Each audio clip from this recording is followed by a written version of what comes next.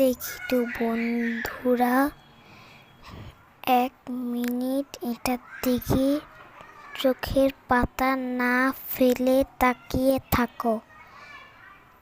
যদি আশেপাশের জিনিস মনে হয় চোখ থেকে কিছু ছোট হচ্ছে অথবা বড় হচ্ছে, আপনার কাছে চলে যাচ্ছে, সেরকম যদি আপনার সাথে হয় আপনারা কমেন্টে জানাবেন।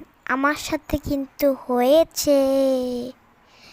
গাইজ, বেশি বেশি লাইক, সাবস্ক্রাইব, শেয়ার, কমেন্ট করে দাও প্লিজ গাইজ। আমার প্লে বাটন পাওয়ার অনেক শখ।